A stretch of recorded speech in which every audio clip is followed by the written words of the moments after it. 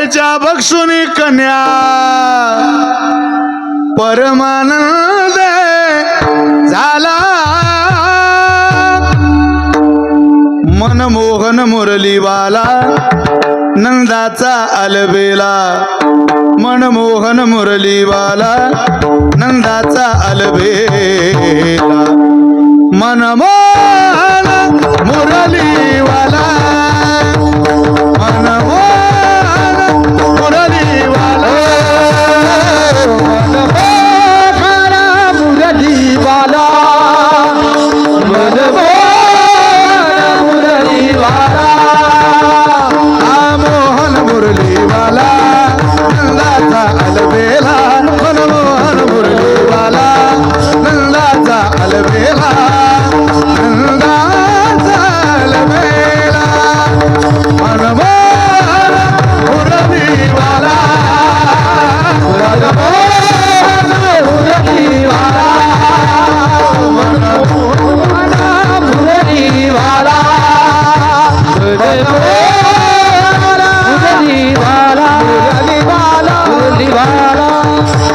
मुरलीवाला मला काही किंमत नसेल हो जगात, पण मी जो पोशाख घालतो ना चिखलीकर त्याला जगात खूप किंमत आहे, कारण तो माझ्या ज्ञानोबारांचा पोशाख आहे. आज पुण्यातून सगळा सोहळा पंढरीच्या दिशेने निघाला. काल आळंदीतून प्रस्थान झालं. तुम्ही पहा पुण्यात काय सोहळा. अहो माऊलीचं दर्शन होत नाही लोकांना, पांडुरंगाचं दर्शन होत नाही, पण आलेल्या सावळ्या विठुरायाचे पाय पाले. गर्भ श्रीमंत माणूस असा साष्टांग दंडवत घालतो, प्रणिपात करतो.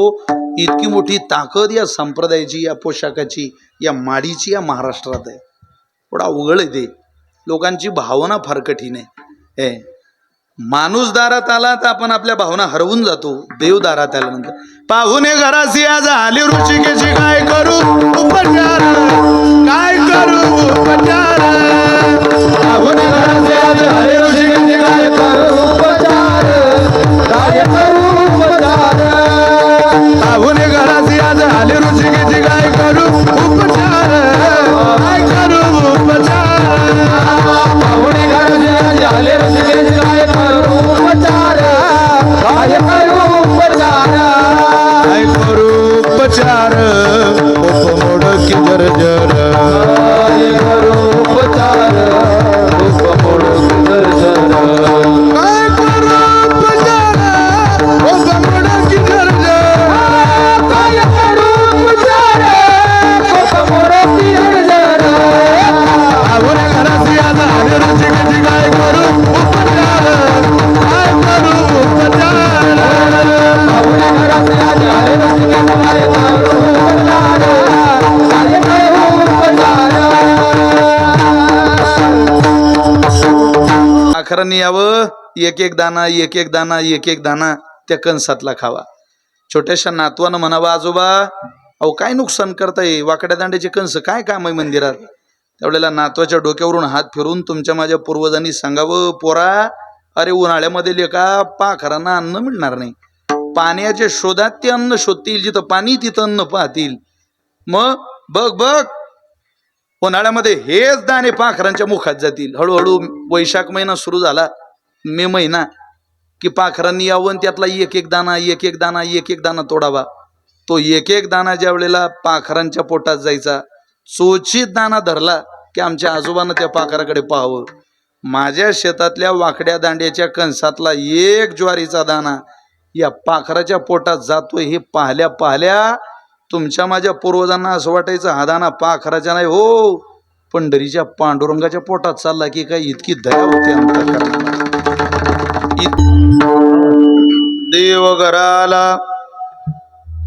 देवघराला भक्ती सन्माने पूजिला, पाहुणेर पंगती संत द्विजवृंदे शोभती.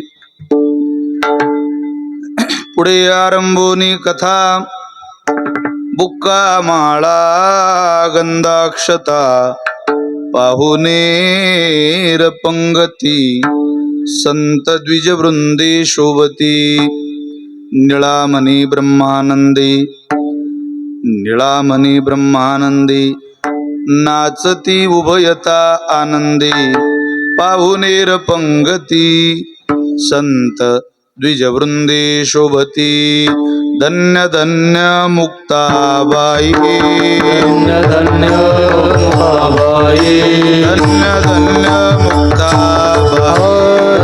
धन्य मुक्ताबाई तुमचे चरणी माझे डोई तुमचे चरणी माझे तुमचे चरणी माझे डोई तुमचे चरणी माझे डोई तुमचे चरणी माझे डोई तुमचे चरणी माझे डोई धन्य धन्य मुक्ताबाई तुमचे चरणी माझे डोई तुमचे चरणी माझे डोई तुमचे चरणी माझे डोई धन्य धन्य मुक्ताबाई तुमचे चरणी माझे डोई चरणी माझे डोई तुमचे चरणी माझे डोई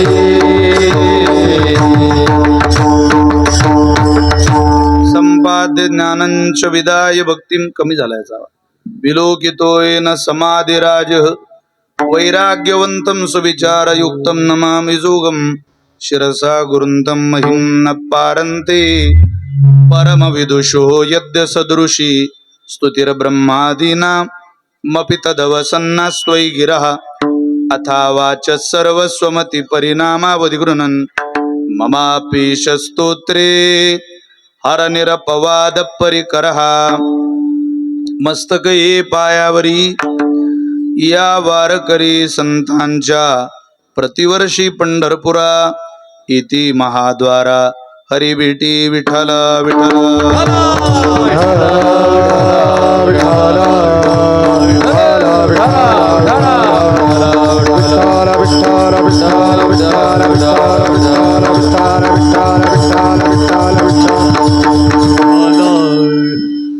सेवेकरिता निवडलेला अभंग संत श्रेष्ठ जगद्गुरु तुकोबारांचे कृपापात्र शिष्य पिंपळनेर निवासी पथग्रामीण निळोबाराय महाराजांचा भगवान परमात्म्याचं आगमन ज्या वेळेला दारात झालं घराला झालं त्या वेळेला होणारा आनंद आणि त्या आनंदाच्या महापुरामध्ये मी परमात्म्याचं केलेलं पूजन त्या पूजनाकरता मी कुठल्या साधनाची उपलब्धता योजली त्याचं वर्णन करणारा अभंग सेवेकरता निवडलाय विठ्ठल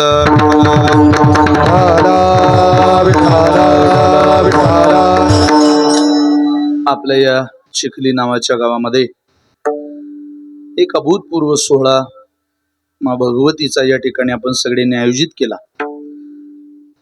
खर तर प्राणप्रतिष्ठेचा आणि कलशारोहणाचा भव्य दिव्य संपन्न होत असलेल्या या सोहळ्यामध्ये 28 तारखेपासूनच म्हणजे परवापासूनच या उत्सवाला आपला प्रारंभ झालेला आहे.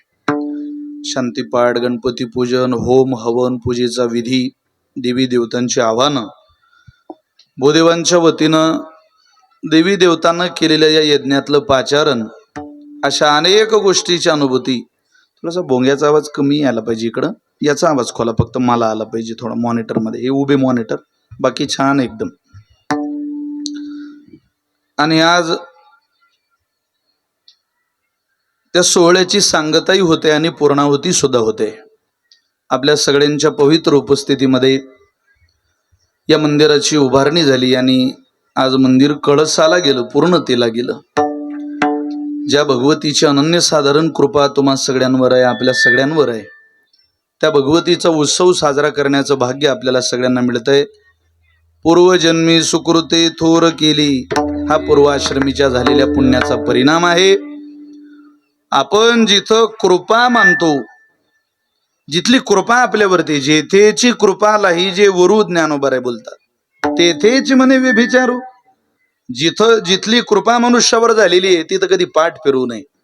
तुम्ही लाख रुपयाचं घड्याळ हातात घाला चिखलीकर, पण त्या घड्याळातले काटे फिरवण्याची ताकद इथंच बसली आहे, याचा विश्वास तुमच्यावर आहे, हा तुमच्या मनात आहे, अंतःकरणामध्ये स्थित आहे. त्या कारणामुळे इतका चांगला सोहळा होतोय. असा कोणाचाही सोहळा आणि कोणत्याही देवतेचा सोहळा होत नाही. भगवती ही अधिष्ठान आहे या देशाचं. ती माया आहे, ती चित शक्ती आहे, पराशक्ती आहे, सुप्त शक्ती आहे, ती शैलपुत्री आहे, ती ब्रह्मचरणी आहे, ती चंद्रघटिका आहे, ती कृष्मांड आहे, ती स्कंद माता आहे, ती कात्यायनी आहे, ती कालरात्री आहे, ती महागौरी आहे, ती सिद्धिदात्रीच आहे, ती नवदुर्गा आहे, ती भवानी आहे, ती माता लक्ष्मी आहे, तीच माझी विठाई आहे, तीच ज्ञानाई आहे, तीच तुकाई आहे आणि तीच मुक्ताबाई आहे. विविध रूपानं नटलेली भगवतीनं तुमच्या माझ्या जगदोद्धारा करता पाठवलेले अनन्यसाधारण अवतार आपल्याला भगवतीचे पाहायला मिळतात. आपल्या सगळ्यांना मनापासून धन्यवाद देतो. चांगला सोहळा आपण चिखली ग्रामस्थांनी सर्व भक्त परिवाराने आयोजित केला. आष्टी तालुक्यातील नवे बीड जिल्ह्यातील उपस्थित संत समुदाय, मान्यवर, मातेचा भक्त परिवार या सगळ्यांच्या चरणी साष्टांग दंडवत करतो, प्रणिपात करतो. या गोड सोहळ्याचं निमंत्रण ज्यांनी मला दिलं असं महाराष्ट्रातलं मृदंग विश्वश्रद्धेय आसारामजी महाराजांनी मला हे निमंत्रण दिलं आणि टाच केला. खरं तर मी सुरुवातीला जरा टाळाटाळ केली, कारण मुक्ताबाईचा सोहळा पंढरीच्या दिशेने निघालेला आहे. पण थोडंसं माझ्याही कामानिमित्त मला 1, 2, 4, 5 दिवस सोहळ्यामध्ये जाता आलं नाही. त्यामुळं आपल्या सेवेचा योग माझ्या आयुष्यामध्ये असेल, ही सेवा माझ्या वाट्याला आलेली आहे.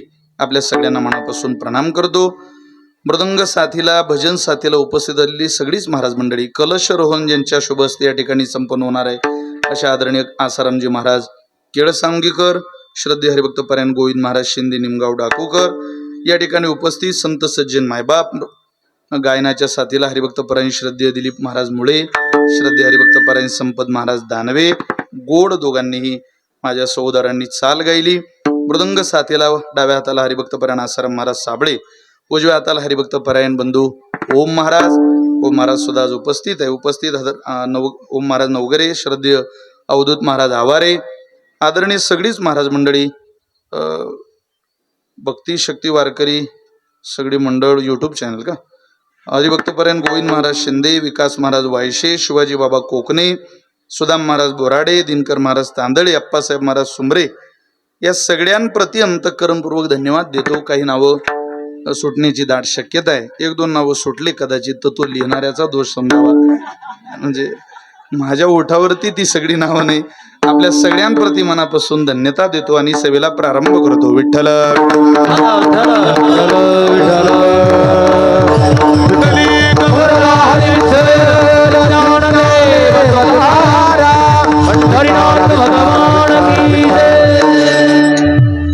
परमात्म्याची आपल्यावर अनन्यसाधारण कृपा आहे.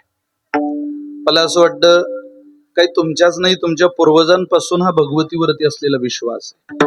आपल्या गावाचं, या परिसराचं ते आराध्य आहे. आणि ज्या आराध्याची कृपा आपल्यावरती असते, तिच्या दर्शनाशिवाय, तिच्या सोहळ्याशिवाय, तिच्या सेवेशिवाय मनुष्याचं मन लागू नये. कृपे करता आपलं चित्त झोरणीला लागलेलं असावं. काही गोष्टी आयुष्यामध्ये ज्या कधीही मनुष्याने मुकू नये, कधीच नाही. इतका लांबचा काय विचार करायचा आपण आहोत. आजपासून सुरुवात करू. दिवसभर इतकं चांगलं वागायचं की रात्री सुखानं झोप लागली पाहिजे. 4 महिने इतके कष्ट करायचे की 8 महिने सुखानं भाकर खाता आली पाहिजे. तारुण्य मिळालंय तर इतकं सुंदर वेचायचं की याच्या आधारावर म्हातारपण सुखात गेलं पाहिजे. आणि ज्या भगवतीनं आपल्यावरती कृपा केली आहे तिची इतकी सेवा करायची का तिनं स्वप्नात सुद्धा या भक्ताकडे पाठ फिरवण्याचा विचार करू नये आणि आपल्या उद्धाराच्या दिशेला आपल्याला पोहोचवलं पाहिजे. माणूस म्हणून जन्माला आलो ना, एवढं जरी सर्वसामान्य पण निहाळलं, पाहलं, अभ्यासलं तरी मला असं वाटतं सहजतेला आपलं जीवन आपल्याला पूर्णतेला नेते. इथं समाज निष्ठूर झालेला आहे. निष्ठूर झाली माणसं. कोणाला सेवक व्हावं वाटत नाही महाराज, मालक कोणालाही बनवू वाटत. एखाद्या मंदिराची ट्रस्ट असू द्या, त्याचा संचालक व्हायला, त्याचा सदस्य व्हायला माणसं इतकी धावपळ करतात. अरे राहू दे मित्रा, काय उपाधी लावून घेतो. देवाच्या सेवेमध्ये काही ट्रस्टी, संचालक, सदस्य या भानगडीत पडू नको. या सगळ्या उपाध्या लावून घेतल्या की सेवा मनुष्याच्या जीवनातून वजा होऊन जाते आणि सेवेने मनुष्याचं जीवन विभूषित असतं.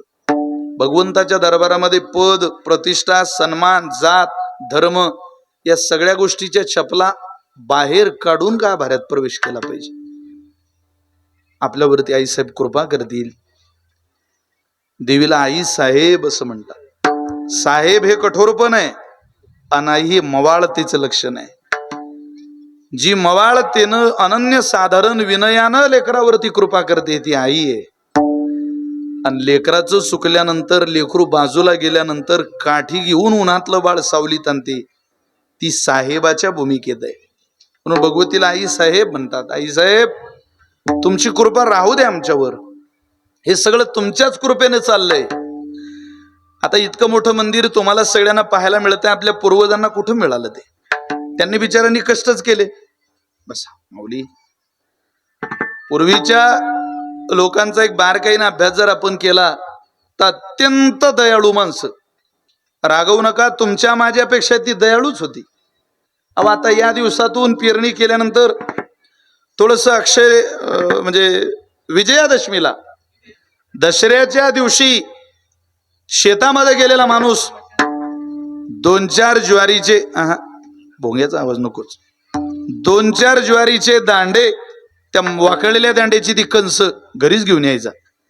ते वाकड्या दांड्याची ती कंस घरी आणले. काय करायचं? काय नाही, मंदिरात अटकून ठेवायचे. काय व्हायचं त्याने? पाखरांनी यावं, एक एक दाना त्या कंसातला खावा. छोट्याशा नातवानं म्हणावं, आजोबा अहो काय नुकसान करताय, वाकड्या दांड्याचे कंस काय काम आहे मंदिरात? त्यावेळेला नातवाच्या डोक्यावरून हात फिरून तुमच्या माझ्या पूर्वजांनी सांगावं, पोरा अरे उन्हाळ्यामध्ये लेका पाखरांना अन्न मिळणार नाही. पाण्याच्या शोधात ते अन्न शोधतील, जिथं पाणी तिथं अन्न पाहतील. मग बघ उन्हाळ्यामध्ये हेच दाणे पाखरांच्या मुखात जातील. हळूहळू वैशाख महिना सुरू झाला, मे महिना, की पाखरांनी यावं, त्यातला एक एक दाना तोडावा. तो एक एक दाना ज्या वेळेला पाखरांच्या पोटात जायचा, चोचीत दाना धरला की आमच्या आजोबानं त्या पाखराकडे पाहावं. माझ्या शेतातल्या वाकड्या दांड्याच्या कंसातला एक ज्वारीचा दाना या पाखराच्या पोटात जातोय हे पाहल्या पाहल्या तुमच्या माझ्या पूर्वजांना असं वाटायचं, हा दाना पाखराच्या नाही हो, पंढरीच्या पांडुरंगाच्या पोटात चालला की काय. इतकी दया होती अंतःकरणामध्ये, इतकी प्रचंड दया अंतःकरणामध्ये असलेल्या लोकांची तुम्ही आपण बालक आहोत. इथून पुढं काळ बदललेला आहे. इथं माणसाची हालत किड्या मुंग्यासारखी झाली. तुम्ही एखाद्या रोडला अपघात झालेला पहा, रक्ताच्या थारड्यात पडलेल्या माणसाला कोणाला उचलायला सुद्धा वेळ नाही, कोणी पाहत नाही. महाराज, माणसाचं प्रेत पडलेलं असलं का स्वतःचं महत्वाचं काम त्या रक्ताला, त्या प्रेताला पाहून माणसाला सोडावं वाटत नाही, तो चालत राहतो. इथं माणसाच्या मृत्यूची किंमत इतकी क्षुल्लक झाली, इतकी खाली आली, इतकी किंमत खाली आली मरणाची. पडलेला मरणारा मेलेला माणूस पाहत सुद्धा नाही. किड्यापेक्षा सुद्धा हालत माणसाची खराब झाली. पण तुमच्या माझ्या पूर्वजांच्या मनातली किड्याची ताकद जर पाहिली तर माणसापेक्षा जास्त होती.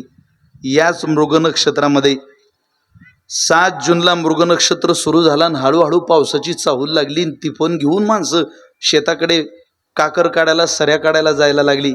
आणि तेवढ्यात जर म्हातारीला मृगाचा किडा घरात निघालेला दिसला तर ती म्हातारी बाई देवघरात पळत जायची, कुंकाचा करवंडा घेऊन आणायची, घेऊन त्या किड्यावर हळद अक्षत कुंकू घालायची. सगळ्या नातवंडांना म्हणायची, पोरं हो पाया पडा रे, आपण शेतकऱ्याची पोरं आहे. अगं आजी, इथं कुठं देव आहे का रे? हा किडा मृगाचा आहे, त्याच्या पाया पडा, तो आशीर्वाद देईल. इथं माणसाची हालत किड्यासारखी झाली. पण या देशात किड्याची हालत काय होती हे जर मागे वळून पाहिलं तर किड्यामध्ये सुद्धा पांडुरंग पाहणाऱ्यांची पोरं तुम्ही आपण कीर्तनाला बसलोय हे तुम्हाला मला विसरता येणार नाही. हा राज्य, हा देश भावनिक लोकांचा देश आहे. इथं भावनेशी जोडलेलं जीवन आहे आणि त्याच्या आधारावर मनुष्य चालत असतो, है की नाही? अहो किती पाऊस चालू उद्या, तसं बायकोने म्हटलं मालकाला, घ्या जेवतो. तो ग गाई बांधल्या गोठ्यात, कुत्र अजून वाड्यात, काय जेव, आण कुत्र्याची भाकरी. ती म्हणते पाऊस चालू झाला, असू दे पाऊस, आण भाकरी. अहो भिजाल तुम्ही, आण ग भाकरी. आणली बनेनातून भाकरी आत घातली, हाताला मिठी मारली, अख्खा ओला चिंब होत पाण्यात भिजत गोठ्यात आला, वाड्यात आला. वाड्याचा झोपाटा दरवाजा उघडला, पोटाजवळ धरलेली चपाती भाकरी मळक्या कापडात बांधलेली ती भाकरी कुत्र्या पुढे फेकली. चटा मालकाचे पाय हात चाटत ज्या वेळेला त्या कुत्र्यानं ती भाकरी खाल्ली त्यावेळेला त्या मालकाला असं वाटत होतं आमच्या घरची भाकरी कुत्र्यानं नाही हो देवानं खाल्ली की काही इतका आनंद अंतःकरणात होत होता. हा त्याच्या अंतःकरणाच्या दयेचा परिणाम आहे, त्याच्या अंतःकरणातल्या भावनेचा परिणाम आहे. इथं माणसं भावनेनं नाही क्रियेनं चालायला लागली.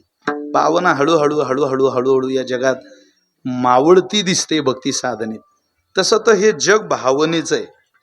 प्रपंचामध्ये क्रियेला महत्व आहे आणि परमार्थामध्ये भावनेला महत्व आहे. प्रपंच क्रियेने जिंकावा लागतो आणि परमार्थ भावनेने जिंकावा लागतो.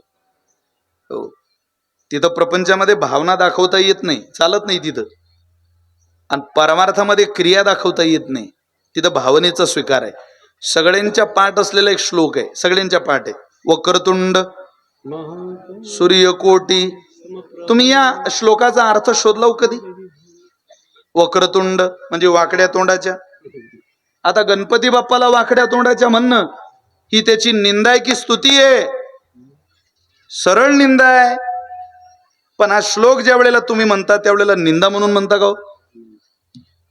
हा श्लोक ज्या वेळेला तुम्ही म्हणता त्यावेळेला त्याची स्तुती म्हणून म्हणता. वाक्य लक्षात ठेवा.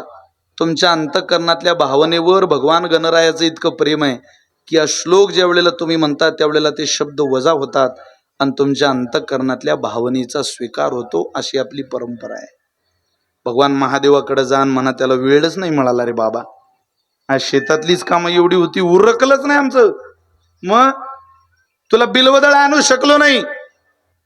पण मंदिरात येताना उजव्या हाताला निरगुडीचं पान दिसलं, तेवढं निरगुडीचं पान आणलंय तुझ्या पिंडीवरती वाहलंय, घ्या आता स्वीकार करून. अहो तुम्ही एवढं मना फक्त प्रेमानं आणलेलं निरगुडीचं पान सुद्धा भगवान महादेव सुवर्णाची बेल स्वीकारेल. कारण तुमच्या क्रियेला नाही भावनेला महत्व आहे. याच्या उलट या प्रपंचामध्ये चित्रकलेचा पेपर होता आणि गुरुजींनी पोरांना सांगितलं, पोरो जरा धावणारी रेल्वे काढा रे पटपट. पोरं धावणारी रेल्वे काढायला लागली. त्याच्यात एक पोरगा जरा कमकुवत होता पण हुशार होता. बरेच कमकुवत मुलं अधिक हुशार असतात, फक्त ते अभ्यासात आपलं माइंड दिमाग बुद्धी चालवत नाही. प्रचंड हुशार नाही तर. हो, मला माझ्या पोराने एक दिवस शिकवलं. एक दिवस माझ्या पोराला आमच्या भावाने फटका मारला. मग तो रडायला लागला.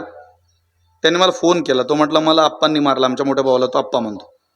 म्हटलं मारू दे, मारलं तर आपण बाबांना सांगू. हां ठीक आहे म्हटलं. फोन बंद केला.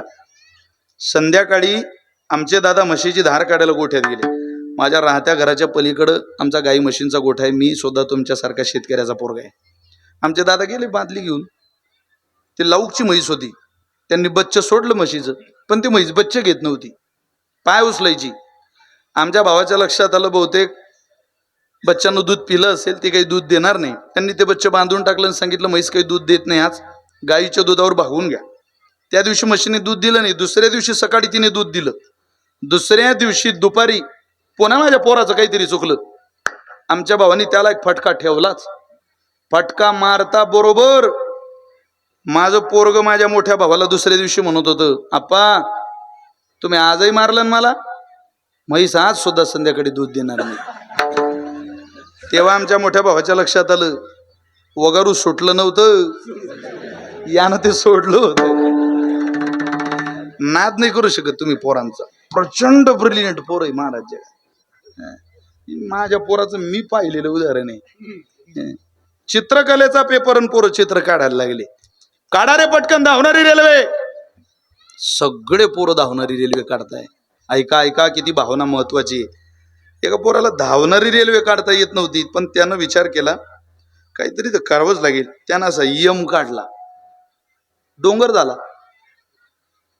त्याच्यावर तिरपे तारपे झाडं काढले, पट्टीनं 2 सरळ रेषा ओढल्या, रेल्वे रूळ झाली आणि खाली एक सुंदर वाक्य लिहिलं, गुरुजी रेल्वे धावतच आहे, फक्त ती बोगद्यात गेली हो,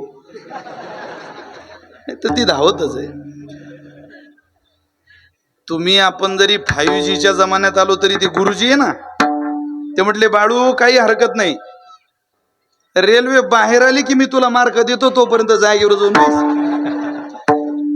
चित्रकलेच्या पेपरच्या कागदावर चिखलीकर रेल्वे दाखवल्याशिवाय गुण मिळत नाही, हा प्रपंच आहे.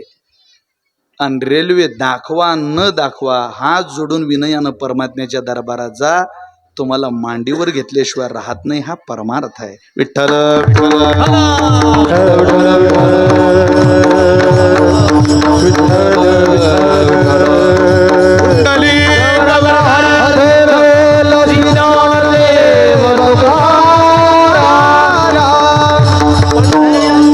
मग भावनेने त्याचं पूजन करायचं, भक्तीने त्याचं पूजन करायचं. कसं केलं महाराज तुम्ही? तो आल्यानंतर तो घरी येणं गरजेचंच आहे का हो? आलाच पाहिजे, त्यांना सेवा घेतलीच पाहिजे. अतिथी, अतिथी म्हणून देवानं यावं. म्हणजे नाही, आणि तिथी म्हणजे ज्याच्या येण्याची वेळ ठरलेली नाही, अशा पाहुण्याने घरात यावं. त्याची वेळ नाही. आपण म्हणतो अतिथी देवो भव, पण इथं देवच अतिथी यावा आणि मग त्याचं पूजन घडावं. पाहुण्यांमध्ये अनेक प्रकार आहे. आज निळोबाराय म्हणतात आमच्या दारात पाहुणा देव आला, आणि विदुरजींच्या घराचं वर्णन केलेलं आहे. आपल्या घरातही यावा. पाहुणे अनेक प्रकारचे, त्यामध्ये एक उत्तम अतिथी, एक मध्यम अतिथी आणि एक कनिष्ठ अतिथी. उत्तम अतिथी म्हणजे आल्या आल्या चहा घेऊन येतो मी असं म्हटलं की समजावं उत्तम पाहुणा आपल्या घरी आला. इकडे लक्ष द्या. काय म्हटलं पाहिजे आलेल्या पाहुण्याने? आल्या आल्या चहा पाणी झालं की त्याने म्हणावं येतो उत्तम पाहुणा. आल्या आल्या 1-2 तास, 1 दिवस थांबतो मध्यम पाहुणा. पण आल्यावर ज्याला घरमालकाला विचारावं लागतं का हो तुम्ही कधी जाता, हा पाहुणा कोणाच्या घरी येऊही नाही आणि या पाहुण्याची कोणी सेवा करूही नाही. मग कोणत्या पाहुण्याची सेवा करावी? शेतामध्ये जायला मजा केव्हा आहे? जेव्हा पेरलं आणि पाऊस पडला. किती जाण्यात आनंद आहे खरं सांगा.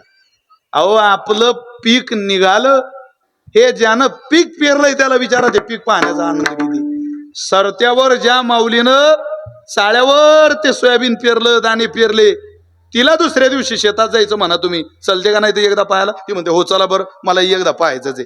पेरोनी शेता जाईजे, मी नाही सांगत, ज्ञानोबाराय सांगतात. पेरोनी शेता जाईजे मग पुजोनी देव पाहिजे, तैसा तोषोनी प्रसादो घेईजे अतिथीचा. पेरून शेताला जाण्यात मजा आहे, नवे नवे पूजोनी देव पाहिजे, पूजा करून देव पाहण्यात मजा आहे. आणि मग तोषोनी प्रसादू घेईजे अतिथीचा. दारात आलेल्या पाहुण्याची आधी सेवा करा आणि मग त्याच्या सेवेचं फळ मिळवा. विठ्ठल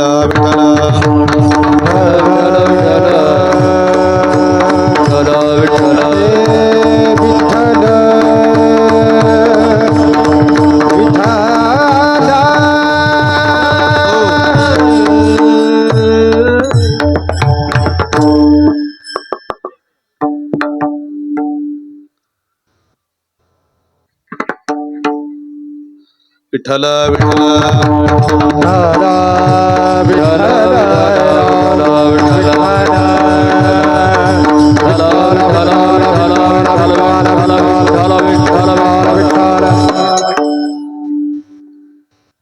एक रणधुमाळी झाली आणि दुसरी सुरुवात आहे. त्याच्यामुळं नेते मंडळींना वेळेची फार सध्या उपलब्धी, धावपळ खूप त्यांची, पण सगळ्याच पक्षाची माणसं इथं दिसत आहे. चांगलं आहे. असे सगळ्या पक्षाची एकत्रित राहिले कीर्तनात भजनात आम्हाला आनंद वाटतो, समाधान आहे. आज मोठा वारकरी संप्रदायाचा विजय आहे की नाही?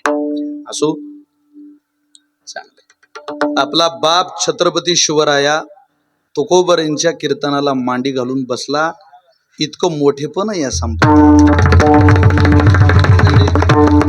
तोला मोलाची माणसे वारकऱ्यांनी फारच विनयाने परमात्म्याची सेवा करायची असते. तशीच सेवा राजांनी सुद्धा करायची असते. आपण कोणत्याही पक्षात असो, आपला स्वधर्म, आपला धर्म, आपली सेवा, आपली निष्ठा, निष्ठेला खूप मोठं प्राधान्य आहे महाराज. निष्ठा निसळ जीवनामध्ये उपयोगाची नाही, निष्ठा उपयोगाची. चला, तोषोनी प्रसादू घ्यायचे, अतिथीचा आधी सेवा करा आणि मग त्या अतिथीचा आशीर्वाद घेण्याचा प्रयत्न करा. महाराज, तुमच्या दारात कोण आलं? कोणाच्याही दारात जातो का हो जो तुमच्या दारात आला? महाराज म्हटले, आमच्या दारात प्रत्यक्ष देव आला.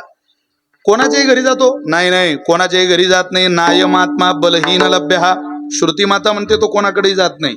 नाही कर्मना, फक्त कर्म करणाऱ्याच्या घरी देव जात नाही. चित्तश शुद्ध ए कर्म न तू वस्तू उपलब्ध आहे. चित्ताच्या शुद्धी करता उपलब्ध असणार कर्म ते आपल्या, मला काय जरा शांततेत कीर्तन करायची सवय, मला विक्षेप आवडत नाही कीर्तनात बिलकुल सुद्धा. विठ्ठल विठ्ठल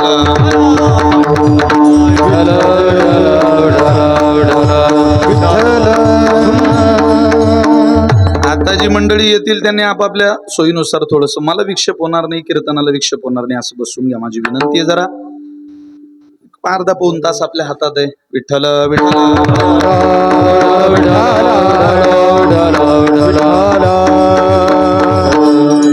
कोणाकडे जातो? फक्त कर्म करणाऱ्याकडे नाही हो, तो कोणाच्याही घराला जात नाही. कर्माची उपलब्धी, चित्तश शुद्ध आहे कर्म, स्पष्ट निर्देश आहे. न तू वस्तू उपलब्ध आहे. बर, धने न वहा. एखादा म्हणेल मी खूप धन मिळवलं. अरे मित्रा, धन तू किती मिळवलं तरी रावणाची 7 कोटी घरं होती, ज्यानं रावणाला धन दिलं होतं त्याच्या इतकं धन तो कोणाकडे नव्हतं. अनितीनं मिळवलेलं कोट्यानकोटी धन आहे लोकांकडे. तुम्हाला एक सूत्र सांगतो, एवढं कायम स्वरूपी लक्षात ठेवा. मी सुद्धा त्या जीवनातून प्रवास करतोय, तुम्ही सुद्धा. कष्टाचे 2 रुपये कामाचे महाराज. अनितीचा पैसा ज्या ज्या लोकांकडे आजही, तुम्ही आपलं वाक्य लिहून ठेवा, अनितीचा पैसा इतिहासात कोणाला सुखी करून गेला नाही आणि भविष्यात कोणाला सुखी करणार नाही. रावणाची लंका 7 कोटी घालायची ओरिजिनल सोन्याची, पण अनितीचं धन कोणाला आनंद देत नाही. भगवान महादेवाच्या लग्नाला कुबेर महाराज पाहुणे गेले. पार्वती मातेचं महादेवाचं लग्न. आता त्याला वाटलं रिकाम्या हाताने काय जाता देवाचं लग्न, काहीतरी दिलं पाहिजे. काय देता? सोन्याचं घरच दिलं भगवान महादेवाला लग्नात. ते म्हटले, ओ आम्हाला असं काही देऊ नका, आम्हाला नको दे, आम्ही आमच्या कष्टाचे घेऊ. कपडा कोणाचा फुकट घेऊ नये, घर कोणाचं फुकट घेऊ नये आणि अनितीचं अन्न कोणाचं फुकट मागू नये. या 3 गोष्टी जरी मनुष्याने सांभाळल्या, सहज परमार्थ घडतो. सहज. काही माणसं मी विचित्र सारखी वागणारी पाहिली. अरे जे धन नीतीतून मिळवलेलं आहे, फक्त घरचा मोठा आहे म्हणून माणसं रांगा लावून जेवण करता. अरे पण ते कोणत्या पैशातून आणलंय मित्रा? सज्जना संगती करावा उपवास, दुर्जनाचा गोळ घास खाऊ नये. अरे या गोळ घासाला काय करतं? तुझी नीतिमत्ता बिघडेल ना लेका. एखाद्या गरीबानं कर्ज काढून पोरीचं लग्न केलं, त्याच्या पंक्तीला जा, हातात बाटली घे भाजीची आणि जरा 10-15 पानं वाढ, आणि त्याच्या पंक्तीला अन्न कमी पडलं हे लक्षात येता येता 2-4 भाताची शीत उचल आणि खान. त्या कर्जबाजारी शेतकऱ्याला जाऊन म्हणून, पाटील तुमच्या पोरीच्या लग्नाला वाढायला होतो बरं का, त्याच्या डोळ्याला धारा लागतील राजो. त्याच्या घरचे 2-4 कर्जाचे भाताचे शीत सुद्धा आपलं कल्याण करू शकता. हे अनितीचं पंचपक्वान्नाचं ताट काय करता त्याला? गोबरे म्हटले, सज्जना संगती करावा उपवास, दुर्जनाचा गोळ घास खाऊ नये. खुशामत केली, विनंती केली, माणसानं कोणाच्या घरचं अन्न खाऊ नये, खाऊच नाही. अन्न माणसाच्या संस्कारावर परिणाम करत असतं. जी माणसं कायम हॉटेलला जेवता त्यांना लवकर राग येतो, पहा तुम्ही.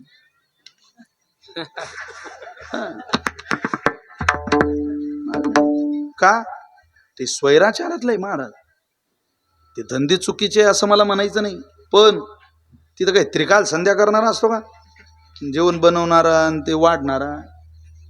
लवकर राहा म्हणून अति हॉटेलला जेवण्याचा प्रयत्न करू नये. मनुष्यानं घरचं जेवण, काहीच लाज बाळगायची नाही. आपण कोण्या गावाला जरी गेलो तरी आपल्या घरचा, आपल्या बरोबर नांदायला आलेल्या माऊलीच्या प्रेमातनं बनवलेला टिफिन सोबत ठेवायची सवय लावा. शुगर बीपी असणाऱ्या लोकांनी, वैज्ञानिक युग आहे, फार रोगाचं साम्राज्य वाढलंय. घरचं जेवण करा, पहा तुमचं आरोग्य नीट राहतं, तुमचे विचार सुद्धा नीट राहतात. अन्न कोणाचं अनितीचं खाऊ नये, धन कोणाचं चुकीचं घेऊ नये. भगवान महादेव म्हटले, तुला कळणार नाही, फुकटात मिळालेलं सोन्याचं घर घ्यायचं म्हणते. अगं गुंती जाणून स्मशानी वास केला, राज्य शिले तेजाने. असे घर निर्माण करू शकतो मी पार्वती, तू काय नाद करते या घराचा? ती म्हणे, नाही नाही तुम्ही लय बोळे, तुम्हाला कळत नाही. हे प्रकरण वाचलं तेव्हा माझ्या लक्षात आलं, इथं जगात प्रत्येकाची बायको नवऱ्याला भोळी म्हणते, आपलं जाऊ द्या, देवादिदेव महादेवाची बायको त्यांना भोळी म्हणते, तर तुमचं माझं कुठं गणित जुळवतात. एक दिवस मला माझी बायको म्हणे, लोक चंद्रावर चालले, तुम्ही अजून धोत्रावर आहे, तुम्ही लय भोळे, तुम्हाला कोणी फसवू शकते. म्हटलं आता मी भोळा आहे हे माझ्याही हळूहळू लक्षात आलं, मला कोणी फसवू शकते हेही माझ्या लक्षात आलं, पण फसवणाऱ्याच्या यादीत पहिला नंबर तुझ्या बापाचा आहे. सुरुवात तिथून झाली, मग आपला कारवट्या बोलला. ती म्हणे तुम्हाला कळत नाही, चालून लक्ष्मी दारात आली, नाही म्हणता घेऊन घ्या. नाईलाज झाला, घेतलं ते घर. भगवान महादेव म्हटले मी घर घेतलं, पण मी तसा त्या घरात राहायला जाणार नाही, त्या घराची वास्तुशांती करायची. ते ब्रह्मदेवाकडे गेले आणि म्हटले चला आमच्या घराची वास्तुशांती करून द्या. ते म्हटले मला वेळ नाही, माझ्या पोराला घेऊन जा. बापलं का कीर्तनकार असले की वडिलाची तारीख बसलेली की ते म्हणतात माझ्या पोराची बसून घ्या तुम्ही. ते म्हटले माझ्या पोरा, नाही नाही तुम्हीच चला. अहो आमच्या नाताला न्या, तुम्हीच चला. ते म्हटले रावणाला नेता का? रावणाचं नाव ऐकून भगवान महादेव म्हटले हा तू विद्वान आहे, मी त्याला घेऊन जातो. भगवान महादेवाच्या घराच्या वास्तुशांतीला रावण आला, दोघही जोडप पूजेला बसवलं, पूजा झाली, वास्तुशांती संपन्न झाली. भगवान महादेव म्हटले तुम्ही ब्राह्मण आहे, ब्राह्मणाला दक्षिणा द्यावी लागेल. आता तुमचा यज्ञ चालू आहे, तुम्ही त्यांना दक्षिणा देणार आहे, सांगा तुम्हाला काय दिलं पाहिजे. भगवान महादेवांनी हात जोडून ब्राह्मणाला म्हटलं तुम्हाला काय दिलं पाहिजे. तो रावण होता, तो म्हणे हे घर ज्याची वास्तुशांती केली ते. अरे म्हणे येळा का खोळा, तू मला असतं फुकटात मिळालं. तो म्हणे काय तुमच्या कष्टाचं आहे का ते, तेच मला द्या. बायकोला बोलवलं, हा घर मागतोय. ते म्हणे असं कसं मागतो? अगं म्हणे ब्राह्मण आहे तो, नाही म्हणू नको, मी तुला नाही म्हणत होतो की नाही घ्यायला. विनाकारण आपली वस्तू नाही घेतली, माझं माझं म्हटलं, आता देताना त्रास होतोय की नाही. पार्वती देऊन टाक, आपलं बरं स्मशान. दिलं बुवा. ती सोन्याचं घर रावणाला भेटलं, अर्थात ती रावणाची लंका झाली. पण जसं मिळालं तसंच ते धन जात असतं आपल्या नजरेसमोर, आपल्याला सगळं दिसतं ते जाताना. तेव्हा आपल्या लक्षात येतं रे हे आलंच असं होतं, आणि जाणार सुद्धा तसंच आहे. ज्या वेळेला ती लंका रावणाची झाली, अहो त्याच भगवान महादेवाने मारुतीरायाच्या रूपामध्ये येऊन शेपटीनं लंका पेटून दिली. लंका जळत होती श्रीलंकेत, आणि आनंद निघत होता देहू धूर आनंदाचा.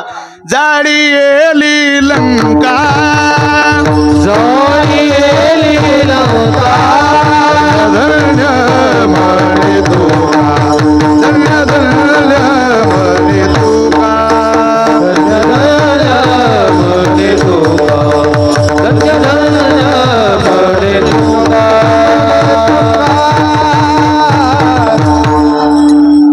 म्हणून नाही कर्मना नाही धनेन वहा. अहो मग येतो कोणाच्या घरात? नाही प्रजया. खूप मुलं जन्माला आले म्हणजे येईल. 60,000 मुलं होते सगर राजाला, चिखलीकर 60,000. किती? तुम्ही बोर झाले का? मी घरी जाऊ का? किती पोरं होते? 60,000. म्हणजे अख्खं विधानसभेचं गणित बजेट घरात होतं, पूर्णच पूर्ण. जग जाऊ द्या, आपल्या नुसत्या भावकीवर सुद्धा आपण निवडून येऊ शकतो. 60,000. पण तुम्हाला आश्चर्य वाटेल, जडून खाक झाली एका रांगेत. 60,000 चे 60,000 एका वेळेस कपिलाने डोळे उघडले, जडून खाक झाली, राग झाली राग. त्याच पोरांच्या उद्धाराकरता राजा अंशुमान झाला, राजा दिलीप झाला, राजा भगीरथ झाला. त्या भगीरथानं गंगा देशात आणली, आणि त्या सगर पुत्रांच्या उद्धाराला ती कामाला आली. ती आली तेव्हा या 60,000चा उद्धार झाला. म्हणून नाही धनेन वहा, नाही कर्मणा, नाही प्रजया. मग देव येतो कोणाच्या घरात? त्याचं सूत्र श्रुती माता सांगते, त्यागे न एके अमृतत्व मानशुहू. ज्याला थोडा त्याग आहे, समर्पण आहे, त्याच्या घरी देव येतो. कोणाच्या घरी आला? विदुरानं राज्याचा त्याग केला. या जगामध्ये एकमेव मंत्री असा झाला विदुर नावाचा इतिहासात, ज्यानं सत्याकरता, नीतिमत्तेकरता, न्याय व्यवस्थेकरता पदावरती लात मारली आणि गंगेच्या किनाऱ्यावर आपली झोपडी बांधली. ज्या वेळेला दुर्योधनाची समजूत काढायला, समजुती करता, शिष्टाई करता परमात्मा दुर्योधनाच्या नगरीत जात आहेत, त्यावेळेला तिथं अपमान झाला. आणि अपमान झाल्यानंतर मी अन्न घेणार नाही म्हणून परमात्मा निघाले. तसं घर पाहिलं विदुराचं. विदुराच्या दारात आले, दरवाजा ठोठावला, दरवाजा ठोठावला आणि ते दार उघडल्या गेलं. त्या वेळेला प्रत्यक्ष विदुरांनी परमात्मा पाहला. अंतःकरणातून, मुखातून येणारी वचन कोणती? देवघराला देवघराला देवघराला देवघराला देवघराला देवघराला देवघराला देवघराला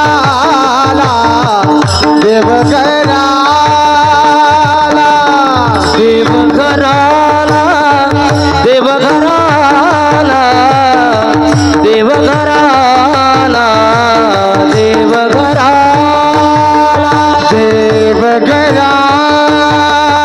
देवघराला देवघराला देवघराला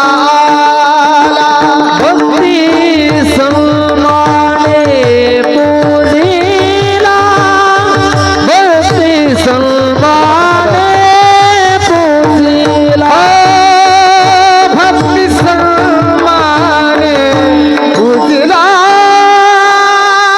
भक्ती सन्माने पूजिला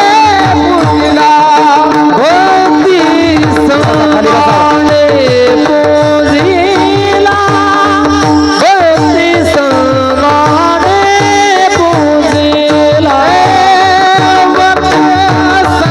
सन्माने पूजिला भक्ती सन्माने पूजिला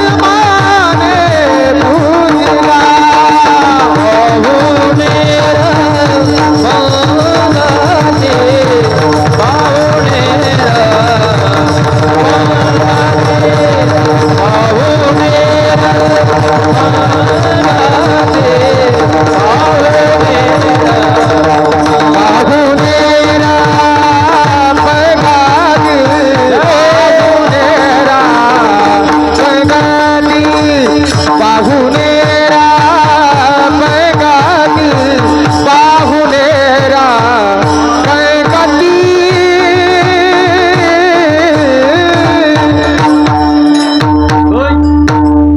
देवघराला देवघराला म्हणता बरोबर योगायोगानं पाऊस सुद्धा आला आहे की नाही. प्रत्यक्ष वरुण राजा सुद्धा आई भगवतीच्या आजच्या स्थापनेला उपस्थित आहे. त्या कलशारोहणाला परमात्म्याची प्रत्यक्ष उपस्थिती, त्याला प्रत्यक्ष उपस्थिती म्हणतात. पर्जन्य पडे आपुल्या स्वभावे, पाण्याचा स्वभाव आहे. पर्जन्य पडे आपुल्या स्वभावे आणि भूमी पिके आपल्या दैवे, जमीन ही दैवानं पिकते आणि पर्जन्य हे स्वभावानं पडतो. तुकोबारे म्हटले यज्ञात भवती पर्जन्य. हा जिथं जिथं यज्ञ चालू आहे तिथं पाऊस येत जातो येत राहतो जातो येतो. त्याला तिथं हजेरी लावण्याची सूत्रबद्ध पद्धत परमेश्वरानं दिलेली. यज्ञ तुम्ही गेलं पाहिजे आशीर्वाद द्यायला. आनंद आहे. एरवी तो मध्ये आला असता, पण जी माझी आजची भूमिका आहे, जो आपला आजचा उद्देश आहे तो एवढाच आहे. देवघराला भक्ती सन्माने पूजिला. आमच्या घरी तो आला. आता देव घरी आल्यानंतरचा तुमचा किती आनंद आहे. आज तुमच्या अंतःकरणात किती आनंद आहे स्थापनेचा. प्रत्यक्ष सगुण रूपातला देव ज्याच्या घरात आला त्याला आनंद किती असेल. जावं याला तर बाईला सुचत नाही काय करावं काय नाही. मी एका माऊलीच्या घरी गेलो, तिनं माझ्या डोक्याला तांदूळ लावले आणि माझ्या तोंडात, म्हणजे माझ्या डोक्याला साखर लावली आणि तोंडात तांदूळ घातले आनंदाच्या भरात. मी खरं सांगतो तुम्हाला, मी तिला न कळत तोंडातले तांदूळ बाजूला फेकले. माझ्यासोबत घडलेलं आहे. पण माझ्या तेव्हा लक्षात आलं, मी पाहिली तिची भावना आहे.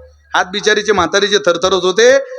तिला मला कपाळाला तांदूळ लावायचे होते, पण तिच्या अंतःकरणातला आनंद असा आहे की हा मला काही किंमत नसेल हो जगात, पण मी जो पोशाख घालतो ना चिखलीकर, त्याला जगात खूप किंमत आहे. कारण तो माझ्या ज्ञानोबारांचा पोशाख आहे. आज पुण्यातून सगळा सोहळा पंढरीच्या दिशेने निघाला. काल आळंदीतून प्रस्थान झालं. तुम्ही पहा पुण्यात काय सोहळा.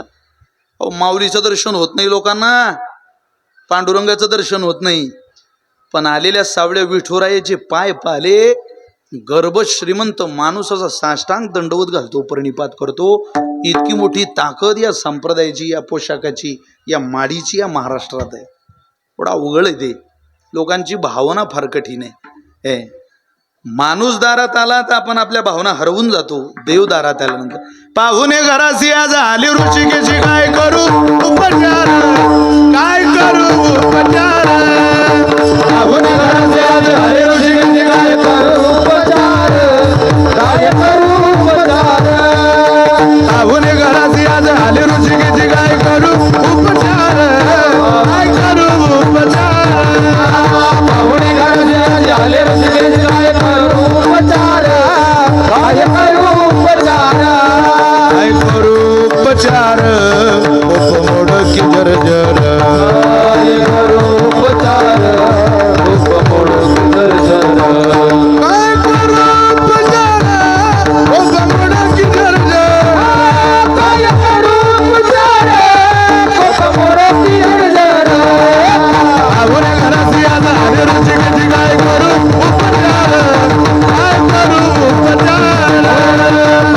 रसिया झाले रसिके गाय करू उपचार गाय करू उपचार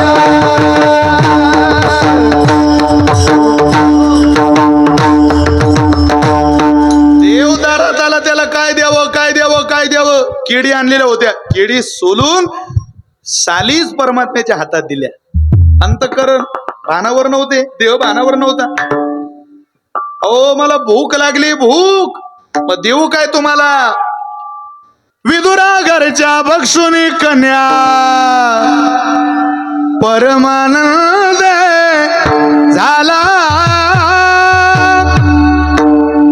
मनमोहन मुरलीवाला नंदाचा अलबेला मनमोहन मुरलीवाला नंदाचा अलबेला मनमोहन मुरलीवाला मनमोहन मुरलीवाला मनमोहन मुरलीवाला मनमोहन मुरलीवाला मोहन मुरलीवाला नंदाचा अलबेला मनमोहन मुरलीवाला नंदाचा अलबेला नंदाचा अलबेला मनमोहन मुरलीवाला मनमोहन मुरलीवाला मनमोहन मुरलीवाला